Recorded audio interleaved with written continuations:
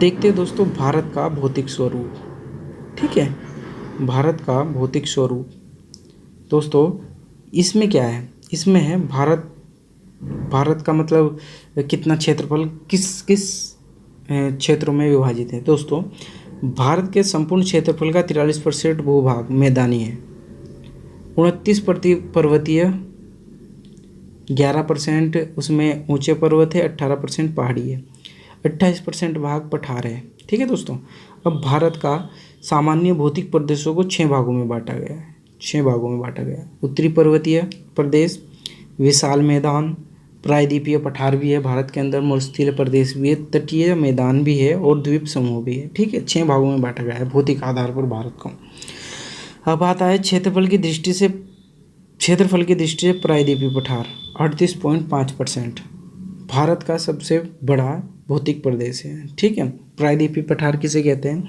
प्रायद्वीपीय पठार कहते हैं गुजरात से शुरू हो जाता है, इधर पूर्व में जाने पर ये हमारे पश्चिम बंगाल के दक्षिण तक उड़ीसा तक स्थित है और नीचे कन्याकुमारी का ये इस तरीके का जो क्षेत्र है ये प्रायद्वीपीय पठार में आता है। ठीक है, उसके बाद आता है हमारा उत्तरी पर्वत श्रेणी, यानी कि उत्तरी पर्वत श्रेणी 17.9% है।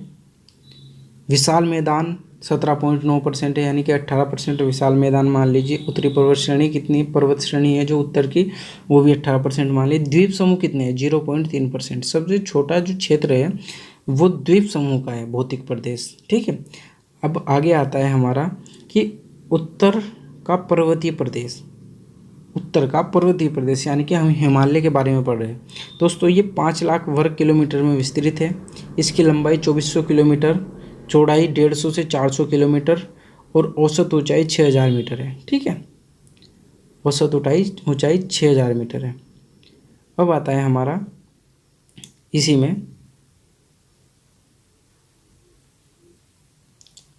इसमें 3 मुख्य पर्वत श्रृंखलाएं स्थित हैं। जो हिमालय है उसमें 3 पर्वत मुख्य श्रृंखलाएं स्थित है। हिमालय पर्वत, ट्रांस हिमालय और पूर्वांचल की पहाड़ी। ठीक है, यानी कि पूर्वांचल 7 सिस्टर की पहाड़ी, हिमालय पर्वत और उसके ऊपर उत्तर में ट्रांस हिमालय। ठीक है, आता है अगला। भूवैज्ञानिकों के अनुसार जहाँ आज हिमालय पर्वत है वहाँ कभी टेथिस नामक उथला सागर होता था। यह प्लेट विवर्तन के सिद्धांत द्वारा उल्लेखित है। हिमालय पर्वत श्रेणी विश्व की नवीनतम मोड़दार पर्वत श्रेणी है। क्वेश्चन 1, टर्शियरी काल में पर्वत चट्टानों से निर्मित पश्चिम में नंगा पर्वत से लेकर पूर्व में नामचा बरवा तक फैला है। यानी कि हिमालय जो है वो टर्शियरी काल में परतदार चट्टानों से बना है। ठीक है, अब ये पश्चिम में तो नंगा पर्वत इसके पश्चिम में स्थित है। हिमालय के पश्चिम में है नंगा पर्वत और पूर्व में नामचा बरवा पर्वत है। ठीक है, ये वहाँ तक फैला हुआ है।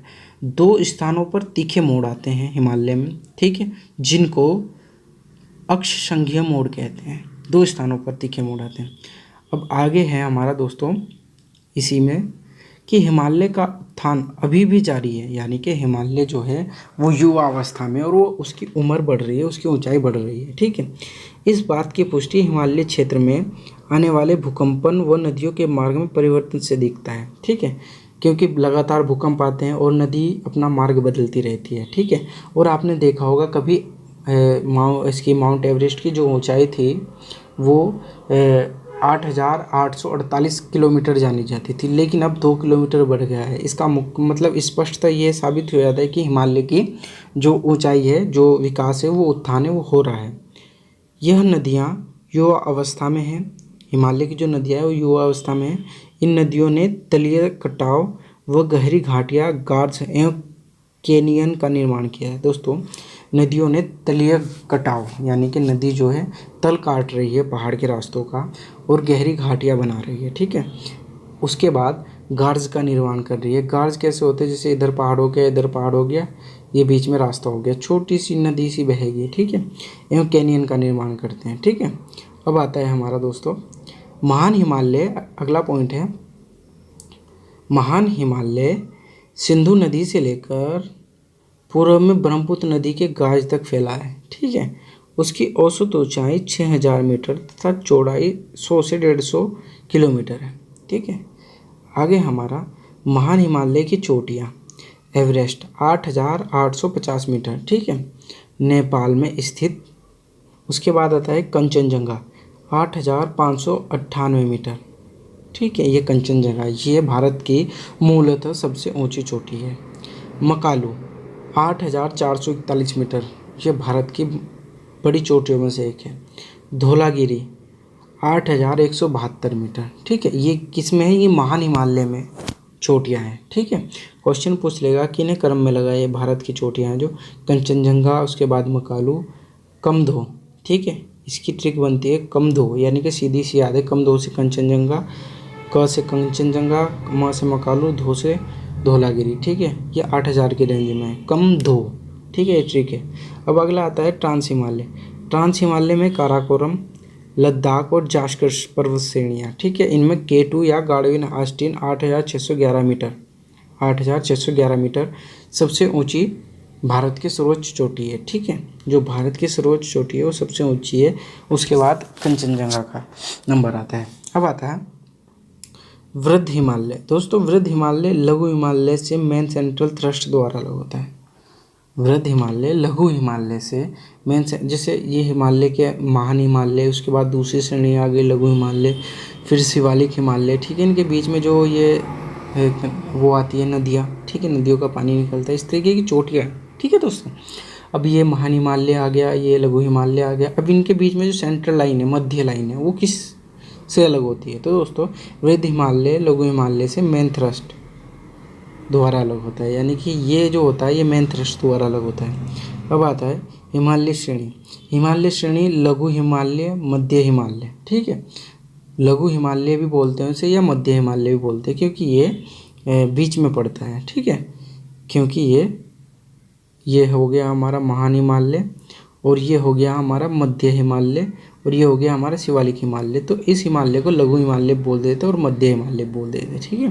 तो इसमें महत्वपूर्ण चोटियाँ जो है पीर पंजाल जम्मू कश्मीर में स्थित है, धौलाधर हिमाचल प्रदेश में स्थित है, नाग टिबा उत्तराखंड में स्थित है, महाभारत नेपाल में स्थित है, मसूरी कुमाऊं, ये है हमारी मसूरी जो चोटी है, ये है हमारे गढ़वाल मंडल में उत्तराखंड में। शिमला धौलाधार श्रेणी पर स्थित है। बनिहाल दर्रा कश्मीर को शेष भारत से सड़क मार्ग द्वारा जोड़ता है, यानी कि बनिहाल जो दर्रा है उसके द्वारा ही भारत से जुड़ा जाता है, जो कश्मीर में स्थित है। आगे आता है हमारा लघु हिमालय शिवालिक हिमालय से मेन बाउंड्री फॉल्ट द्वारा अलग होता है। मैंने कहा कि शिवालिक हिमालय, जो ये शिवालिक हिमालय था, ये लघु हिमालय था या मध्य हिमालय था, ये जो अलग होता है ये है मेन बाउंड्री फॉल्ट, ठीक है। उसके बाद आता है मेन बाउंड्री फॉल्ट के बाद आता है हमारा शिवालिक। अब आती है हमारी शिवालिक श्रेणी, इसको बाह्य हिमालय बोलते हैं, निम्न हिमालय बोलते हैं। ये नवीनतम भाग है हिमालय का, यानी कि बन ही रहा है। शिवालिक एवं लघु हिमालय के बीच काठमांडू घाटी आती है, ठीक है। क्वेश्चन पूछ लिया जाता है कि काठमांडू घाटी किस किस हिमालय के बीच में आती है? वो आती है शिवालिक व लघु हिमालय के। अब आता है पश्चिम में इन घाटियों को दून या द्वार कहते हैं, जैसे देहरादून और हरिद्वार, ठीक है, ये मैंने बताया आपको। शिवालिक का निचला भाग तराई कहलाता है, यानी कि शिवालिक के बाद गंगा का मैदान आ जाता है, जिसको तराई क्षेत्र बोलते हैं, ठीक है दोस्तों। अब आता है हमारा अरावली की पहाड़ियाँ। अरावली की पहाड़ियाँ राजस्थान में स्थित सबसे पुरानी, यानी कि भारत की सबसे पुरानी चट्टानों द्वारा निर्मित है, यानी कि अरावली की पहाड़ियाँ जो है भारत में सबसे पुरानी है, ठीक है। अब आता है माउंट आबू पर स्थित गुरु शिखर 1722 मीटर सबसे ऊंची चोटी है, ठीक है। माउंट आबू कहाँ स्थित है? ये अरावली में, और वो मतलब उसका जो सबसे ऊंचा शिखर है वो कौन सा है? गुरु शिखर 1222 मीटर। अब आता है अरावली के पश्चिम में। अरावली के पश्चिम में माही एवं लूनी नदी निकलती है। माही एवं लूनी नदी कहाँ से निकलती है? अरावली के पश्चिम से।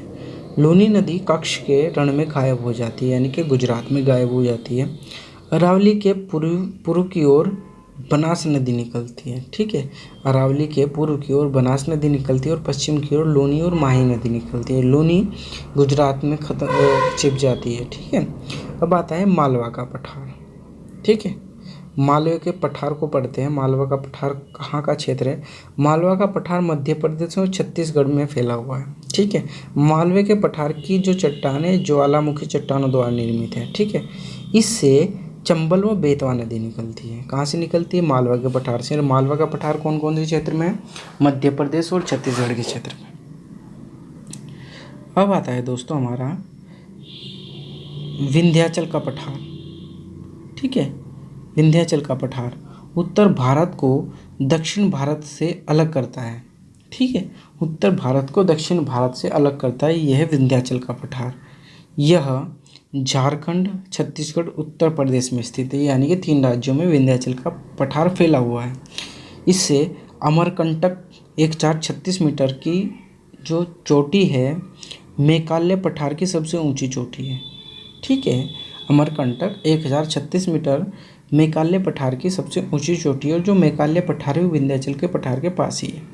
मेकाले पठार यह एक ब्लॉक पर्वत है। ठीक है, मेकाले पठार अलग है, विंध्याचल पठार अलग है, लेकिन एक ही श्रेणी में आते हैं। यह जो मेकाले का पठार है एक ब्लॉक पर्वत है। ठीक है, इसके पश्चिम से नर्मदा नदी निकलती है और दक्षिण से महानदी निकलती है और उत्तर से सोन नदी निकलती है। बहुत इंपॉर्टेंट है।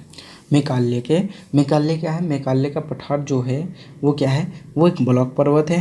क्वेश्चन आता है, इसके पश्चिम से नर्मदा नदी और दक्षिण से महानदी और उत्तर से सोन नदी निकलती है। ठीक है, अगला है हमारा दोस्तों छोटा नागपुर का पठार। छोटा नागपुर का पठार खनिज भंडार की दृष्टि से भारत का सबसे संपन्न प्रदेश है। ठीक है, छोटा नागपुर का पठार खनिज भंडार की दृष्टि से भारत का सबसे संपन्न प्रदेश है। इसको भारत का रूर कहा जाता है। इसमें स्थित रांची का पठार संप्राय मैदान का उदाहरण है। दोस्तों देखो मैं बता देता हूँ, छोटा नागपुर का पठार जो है वहाँ पे खनिज इतने ज़्यादा है कि संपन्नता है, भंडार है पूरा। ठीक है, तो यही कारण है भारत का रूर यानी कि अमीर प्रदेश कहा जाता है इसे। ठीक है, यहाँ पे रांची का एक छोटा सा पठार है जिसको संप्राय मैदान का एक उदाहरण है। ठीक है, रांची का जो पठार है वो एकदम समतल है, समान जो है वो एक मैदान है। ठीक है, उसके बाद आता है दोस्तों सतपुड़ा की पहाड़ियाँ। अब पहाड़ियों को देखते हैं। सतपुड़ा की पहाड़ी जो है वो मध्य प्रदेश में ज्वालामुखी चट्टानों से बनी है। ठीक है, सतपुड़ा की जो पहाड़ियाँ हैं वो मध्य प्रदेश में ज्वालामुखी चट्टानों से बनी है। ठीक है, ऊंची चोटी इसकी सतपुड़ा की धूपगढ़ है। सतपुड़ा की जो श्रेणी है उस पर एक चोटी है धूपगढ़ या धूपगढ़ी भी कह देते हैं इसको, 1350 मीटर की है। ठीक है, क्वेश्चन आएगा सतपुड़ा की सबसे ऊंची चोटी कौन सी है? तो वो है धूपगढ़, जो महादेव पर्वत पर स्थित है। यानी कि सतपुड़ा की जो पहाड़ी है उस पर महादेव पर्वत स्थित है। ठीक है, उस महादेव पर्वत पर धूपगढ़ी चोटी स्थित है। ठीक है, इसका पूर्वी भाग से ताप्ती नदी निकलती है। ठीक है, यानी कि जो महादेव पर्वत है वो कहाँ है? सतपुड़ा के ऊपर है। तो वहाँ से क्या निकलती है? धूपगढ़ चोटी से वहाँ से निकलती है ताप्ती नदी। उसके बाद आता है हमारा पश्चिम घाट। ठीक है, अब आता है हमारा पश्चिम घाट। तो पश्चिमी घाट ताप्ती नदी के मुहाने से लेकर कन्याकुमारी तक फैला है। ठीक है, ये महाराष्ट्र है, ये कन्याकुमारी के तो साइड में पश्चिम का जो घाट है, इधर समुद्र हो गया। ठीक है, तो ये क्या हो गया? ये है पश्चिमी घाट, और ये हमारा फैला हुआ है। पश्चिमी घाट जो हमारा फैला हुआ है वो हम पढ़ते हैं। पश्चिमी घाट के उत्तर में स्थित सौराष्ट्र प्रदेश यानी कि गुजरात, यहाँ पे गिर की पहाड़ियाँ हैं जो एशियाई सिंह के लिए प्रसिद्ध है। एशियाई सिंह कहाँ पाया जाता है? गिर की पहाड़ियों में। गिर की पहाड़ियाँ कहाँ स्थित है? गुजरात में। गुजरात को क्या बोला जाता है? सौराष्ट्र प्रदेश। ठीक है दोस्तों, अब आता है हमारा दक्कन का पठार पढ़ते हैं। ठीक है, दक्कन का पठार मैंने आपको पश्चिम घाट बता दिया, ताप्ती नदी के मुहाने से लेकर कन्याकुमारी तक फैला है। ठीक है, दक्कन का पठार पढ़ते हैं। दक्कन का पठार आता है महाराष्ट्र में। ठीक है, जो ज्वालामुखी चट्टानों का बना है, जिस कारण से वहाँ पे काली मिट्टी का क्षेत्र पाया जाता है। ठीक है, पश्चिम में सह्याद्री की पहाड़ियाँ हैं। पश्चिम में दक्कन पठार के पश्चिम में सह्याद्री की पहाड़ियाँ हैं। ठीक है, मैं आपको बता देना काली मिट्टी है। ठीक है, काली मिट्टी का क्या कारण है? ज्वालामुखी चट्टान जो होती है उस पर जब कहीं समय बीतता गया तो काली मिट्टी, जो ज्वालामुखी की जो ठोस चट्टान थी वो मिट्टी के रूप में बदल गई, काली हो गई। ठीक है, जो कपास के लिए और कॉफ़ी के लिए मतलब काफ़ी मूल्यवान, काफ़ी बेहतर मानी जाती है। अब इसके जो पश्चिम में वो सह्याद्री की पहाड़ियाँ हैं। ठीक है, उन सह्याद्री की पहाड़ियों में कालसूबाई ऊंची चोटी है। ठीक है, यानी कि दक्कन के पठार के जो पश्चिम में है सह्याद्री की पहाड़ियाँ, यानी कि जो हमारा पश्चिम घाट है उसको दो भागों में बांटा गया है, उत्तरी सह्याद्री और दक्षिणी सह्याद्री। उत्तरी सह्याद्री की जो सबसे मतलब ऊंची चोटी है वो कालसुबाई है, ठीक है।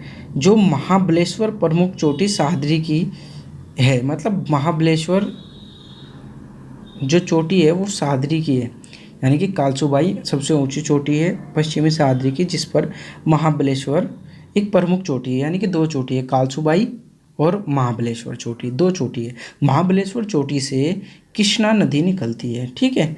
इसका पूर्वी भाग विदर्भ कहलाता है, ठीक है। जो कृष्णा नदी निकलती है, यानी कि जो हमारा ये दक्कन का पठार है, दक्कन का जो पूर्वी भाग है इसको विदर्भ कहते हैं, ठीक है। इसको विदर्भ कहते हैं। विदर्भ कहाँ पड़ता है? विदर्भ का क्षेत्र महाराष्ट्र का पूर्वी भाग, और महाराष्ट्र का पश्चिमी भाग क्या है? वो है पश्चिमी सह्याद्री, ठीक है, जिसमें क्या है, ये कालसुबाई ऊंची चोटी है सबसे, और महाबलेश्वर एक और चोटी है जो सह्याद्री में स्थित है, जहाँ से कृष्णा नदी निकलती है, ठीक है। अब आता है हमारा धारवाड़। धारवाड़ का पठार ये कहाँ पड़ता है? ये है दोस्तों हमारे कर्नाटक में। कर्नाटक जो है परिवर्तित चट्टानों द्वारा निर्मित है, यानी कि धारवाड़ का जो पठार है वो परिवर्तित चट्टानों द्वारा निर्मित है। परिवर्तित चट्टानें कहते किसे हैं दोस्तों पहले यहाँ पे कुछ हवाएं, मतलब कुछ पहाड़ी थी जो हवाओं और बारिश की उससे बदल गई हैं, वो घिस गई है, उनका रूप बदल गया है। यानी कि पहले जो आग्नेय चट्टान थी उसके बाद फिर उन चट्टानों पे बारिश, हवाएं तेज इतना प्रहार हुआ और समय बीतने के साथ साथ वहाँ पे वो चट्टानें बदल गई, ठीक है। धारवाड़ का पठार बोलते हैं, ये कहाँ है? कर्नाटक में, ठीक है। कर्नाटक में स्थित है धारवाड़ का पठार। इसके पश्चिम भाग में, यानी कि कर्नाटक के पश्चिम भाग में बाबा बुदन व ब्रह्मगिरी की पहाड़ी है। दोस्तों क्वेश्चन आएगा, बाबा बुदन की पहाड़ी और ब्रह्मगिरी की पहाड़ी कहाँ है? दोस्तों वो है धारवाड़ के पठार पर। धारवाड़ का पठार कहाँ है? कर्नाटक में। कर्नाटक जो राज्य है वो किस क्षेत्र पर, किस पठार पर स्थित? धारवाड़, ठीक है। अगला आता है दोस्तों हमारा कि नीलगिरी की जो पहाड़ी है, नीलगिरी की पहाड़ी तमिलनाडु में स्थित है, जो एक ब्लैक पर्वत का उदाहरण है, ठीक है। इसकी ऊंची चोटी जो सबसे है डोडा बेटा, ठीक है, डोडा बेटा, या यह 2637 मीटर, ठीक है, जो दक्षिण भारत की सबसे ऊंची चोटी है, ठीक है। नीलगिरी की पहाड़ी पर एक चोटी है डोडा बेटा जो 2637 मीटर है, तो ये दक्षिण भारत की सबसे ऊंची चोटी है, ठीक है। जो उटकमंड एक पर्यटन क्षेत्र है, उटकमंड, ठीक है, इसी पर स्थित है, इस चोटी डोडा बेटा। उटकमंड मतलब ऊटी, ऊटी कहते हैं ना, ऊटी जानते हैं, उटकमंड, ठीक है, पर्यटन क्षेत्र है। अब आते हैं दोस्तों हमारे